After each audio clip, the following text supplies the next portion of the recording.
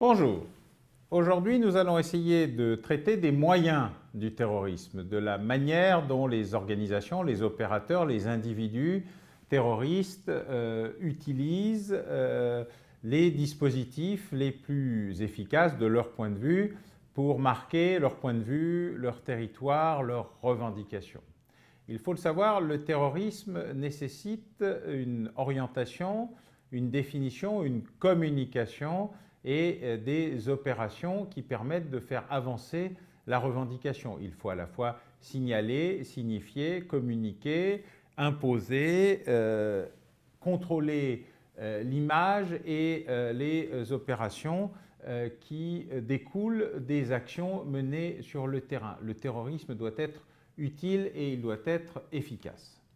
La peur est donc l'une des principales armes du terrorisme. Elle constitue le meilleur moyen de mener une guerre contre un État, souvent doté d'une organisation militaire ou de forces de sécurité conséquentes. La logique terroriste est à la fois de créer les conditions soit d'une visibilité maximale de l'action, c'est le 11 septembre, soit de nombreuses opérations menées de manière simultanée, c'est la signature de ce qu'a été Al-Qaïda, en tout cas depuis les opérations africaines de 1996 jusqu'à les opérations menées à la fin des années 2000, mais c'est aussi des opérations menées par des petits opérateurs en petit nombre, mais qui font un nombre de victimes réduit, mais par contre de manière extrêmement répétée. C'est la conscience du fait qu'il est plus faible que l'État qui donne au groupe terroriste le moyen d'utiliser la surprise pour amplifier la crainte, la peur, la terreur. Il veut frapper sans prévenir et de façon toujours plus violente pour inoculer la peur chez le plus grand nombre d'individus et retourner ces individus dans une revendication à la fois contre l'État qui ne les protège pas suffisamment et en créant les conditions d'une entrave à leur vie quotidienne. L'action surprise et le recours à différents modes opératoires contribuent à alimenter un sentiment d'inquiétude dans la population et chez les dirigeants qui se retrouvent parfois désormais face à trois inconnus: où, quand et comment.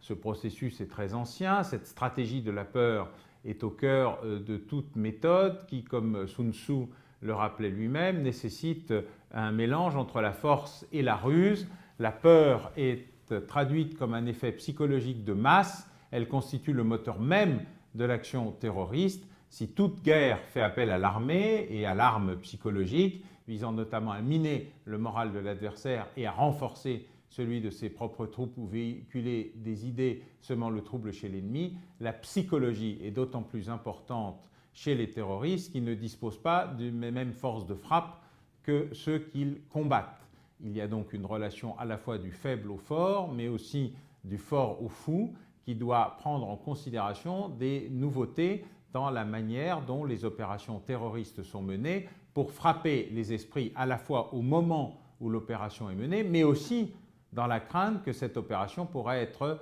relancée et qu'elle pourrait se répéter. L'acte terroriste nécessite l'idée que la récidive est possible et même qu'elle est probable. L'acte terroriste doit impressionner l'opinion publique, faire émerger au sein de la population un sentiment d'effroi, provoquer un choc. C'est pourquoi très souvent, et afin de donner un maximum de retentissement à leurs actions, les terroristes théâtralisent leurs actes et utilisent l'ensemble des moyens de mise en scène de l'action terroriste afin qu'elle ait le maximum d'effet. Ils veulent donc susciter la peur en l'associant à une très forte publicité et parallèlement, à travers des actions spectaculaires touchant les symboles de l'État ou les représentations idéologiques, bien appartenant à des entreprises, chefs d'entreprise, élites ou des civils, des journalistes, les terroristes veulent démontrer que leurs adversaires, l'État, le système en place, ne sont pas dans la capacité de protéger leur population et par conséquent qu'il faut changer de système. Le terrorisme n'est pas seulement un espace de revendication visant à obtenir satisfaction, mais c'est aussi une mise en cause du système de protection et du système de l'État lui-même. C'est donc faire deux coups avec la même opération. Le terrorisme peut également être vu comme un vecteur pédagogique car selon ces opérateurs, il doit servir aussi à ouvrir les yeux des peuples opprimés, dénoncer des systèmes jugés corrompus ou dissimulant sous des vernis démocratiques un régime d'exploitation de l'homme par la main invisible du capitalisme en général, mais pas seulement. On sent bien donc que le terrorisme a également vocation à déterminer un espace d'action qui montre les limites du dispositif existant et qui surtout crée les conditions d'une double révolte, à la fois par l'effet post-attentat, par la revendication d'une meilleure protection, par la mise en doute des services de sécurité et parfois par la provocation pure. Ce sont notamment les opérations menées par des opérateurs terroristes ou faux pavillons qui, au nom d'une revendication, peuvent attaquer leur propre population afin de les forcer à se soulever en indiquant que l'attentat a été commis par un autre. Ce processus extrêmement complexe et d'une grande perversité peut avoir également une très grande efficacité.